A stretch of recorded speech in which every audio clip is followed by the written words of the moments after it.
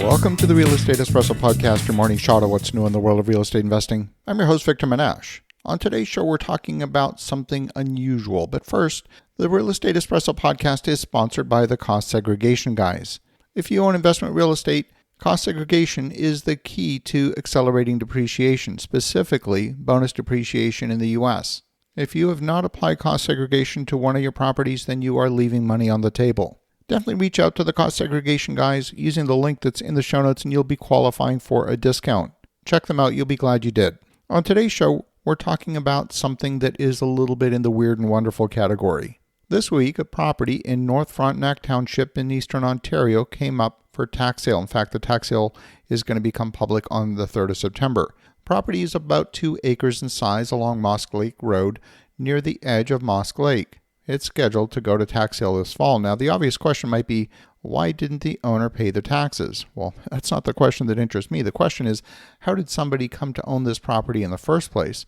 Not only that, who in their right mind would buy it? When you look at the aerial images, much of the parcel appears to be a wet, low-lying drainage area or tributary feeding into the lake. Now, this is not a topographic survey, nor is it an environmental report, but it doesn't look like the classic 2-acre building lot that most people imagine. The watercourse snakes its way right through the middle of the property. This piece of land is not buildable and will not be buildable ever. Now, I get it. Sometimes land goes through an evolution. Sometimes there could be severances, old surveys, estate divisions, various realignments of the roads, utility corridors, simply because a larger tract of land was divided without anybody thinking deeply about the long-term utility of every resulting fragment. A parcel can exist legally without being economically useful. There's a tendency among newer investors to think that if the property has a legal description, a tax roll, it's got to have at least some conventional real estate value. Well, not necessarily. The municipality can assess taxes on it, they can tax it, they can receive a tax bill, and the owner can fail to pay that tax. Eventually, the municipality can sell the property for tax arrears. Based on my knowledge of environmental regulations, it looks to me like the environmental setbacks consume the entire property. None of it is buildable. Now, if your goal is to own a piece of wetland nature preserve next to a lake, this might be the perfect property for you, but you're not building anything on it ever. Whether you want to own a property for investment purposes or even personal use, there is no meaningful exit on this property. What could this land legally and physically become? If you want to build a cottage, well, there's no place to build it. If you want to put in a septic system, there's no suitable land for that either. If wetlands and watercourses are involved, you've got to understand those required setbacks. In fact, as I look at this property, I wouldn't take it if somebody gave it to me for free. It's not an asset, it's a liability. Now, the only exception to this is something called a conservation easement. If a property has sufficient, genuine conservation value, you might purchase it and donate it to conservation.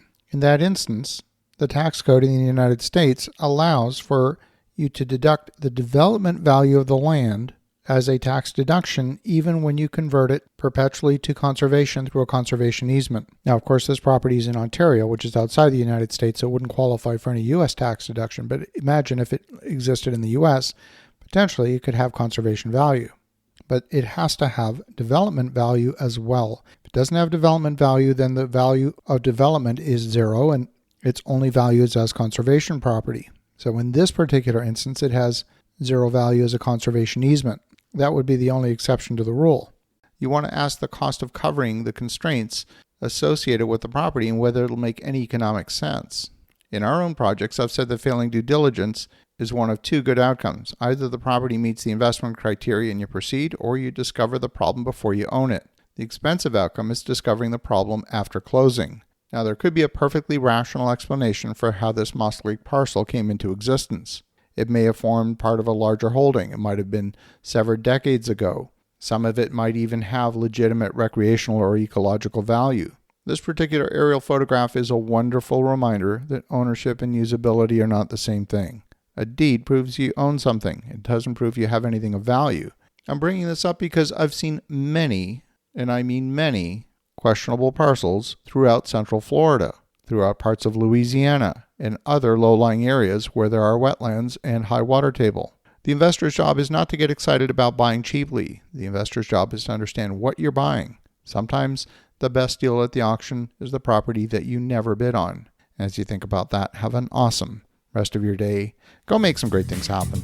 And we'll talk to you again tomorrow.